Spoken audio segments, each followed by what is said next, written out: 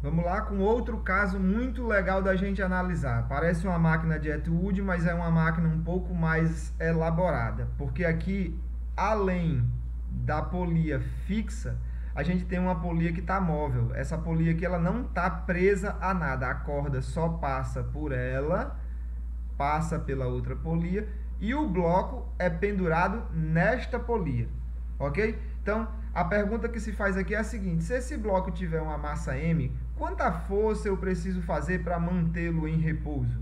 A gente viu que no caso da máquina de Atwood, que tinha só a polia fixa, a força que a gente precisava fazer era exatamente igual ao peso do objeto.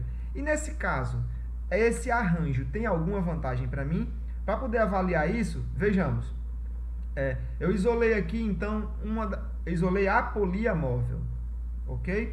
Nesta polia atuam três forças. Atua o peso desse bloco, que a puxa para baixo. Essa corda, esse lado da corda, que puxa a polia para cima, e aí força em corda a gente chama de T.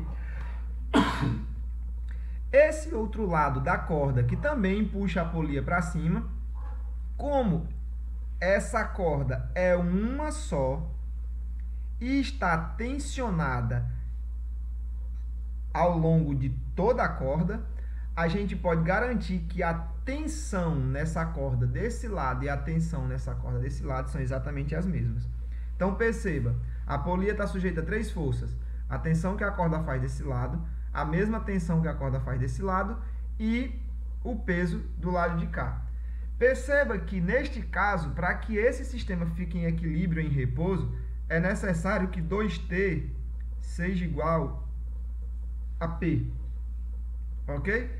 Ou, vendo isso de outra forma, T tem que ser igual a metade do peso. O que isso aqui está me dizendo? Que para segurar um objeto que tem um peso P, a força que essa corda está sofrendo, diferente do que acontecia com a máquina de Atwood, a força que essa corda está sofrendo é só metade do peso. Como eu estou fazendo uma força na corda, sou eu que estou tensionando a corda, a força que eu preciso fazer aqui, então, é a própria tensão. Quer dizer que a força que eu preciso fazer aqui é P sobre 2. Ou seja, para manter esse objeto aqui em repouso, em equilíbrio, tendo ele um peso P, a força que eu preciso fazer aqui é metade de P. Tudo isso porque eu coloquei no meu arranjo uma polia móvel. Existem arranjos muito mais elaborados, com 2 polias móveis, 3 polias móveis, mas o que a experiência e o que a matemática vai mostrar é que se você tiver um arranjo com N polias móveis, a força que você vai fazer para sustentar um objeto que está pendurado nesse sistema é o peso dele dividido por 2 elevado a n. Olha, veja aqui um exemplo. Se a gente tiver então um sistema com 2 polias móveis, a gente vai ter que fazer uma força que é o peso dividido por 2 ao quadrado. A força que você vai ter que fazer é P sobre 4. Se você tiver 3 polias móveis, você vai ter que fazer uma força que é P dividido por 2 elevado a 3. P sobre 8. Se você tiver um sistema com 4 polias móveis, você vai ter fazer uma força que é P dividido por 2 elevado a 4.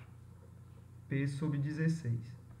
Então, você percebe que arranjar polias móveis no seu sistema vai facilitar a sua vida, porque você vai ter que fazer uma força cada vez menor. Mas uma pergunta que é interessante é a seguinte: para que este bloco ficasse em repouso, olhe agora para o bloco, para que esse bloco fique em repouso, a força que puxa o bloco para cima, vou chamar aqui de F', tem que ser igual à força que puxa o bloco para baixo. Ou seja, a força que puxa o bloco para cima tem que ser igual ao peso dele. Mas você não está fazendo uma força igual ao peso dele. A questão que surge naturalmente é: quem está fazendo o restante da força? A resposta é óbvia. Quem está fazendo o restante da força, perceba que você está fazendo força deste lado. A força que você faz, P sobre 2, foi essa tensão aqui. esse lado aqui, quem está segurando a polia desse lado é o teto. Então, nesse caso, quando você está fazendo uma força P sobre 2, quem está fazendo o restante da força é o teto. Imagine, então, o quanto o teto não vai ter que suportar, o quanto ele não vai ter que ser forte e resistente para suportar um arranjo desse, onde você está fazendo uma força que é só 1/16 do peso. Aqui, o teto está fazendo uma força para lhe ajudar, para segurar o sistema, que é 15/16 do peso. Ele está fazendo uma força 15 vezes maior do que a sua. Tá? Então, a natureza ela não dá almoço grátis.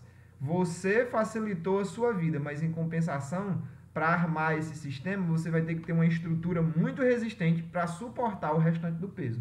Isso aqui significa que, por exemplo, se você tivesse que levantar um piano de uma massa de, sei lá qual é a massa de um piano, vou colocar aqui 1.000 quilogramas, isso significa que ele tem um peso de 10.000 newton, se a gente considerar que o campo gravitacional é 10, então um piano que tem um peso de 10.000 newton. Isso aqui significa que se você usasse 3 polias móveis, a força que você ia precisar fazer era só 1/8 desse peso.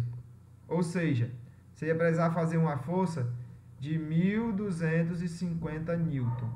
O restante dessa força estaria sendo feita toda no teto. 8.750 newton estão lá no teto. Para fazer o teto cair com isso aqui deve ser fácil, viu?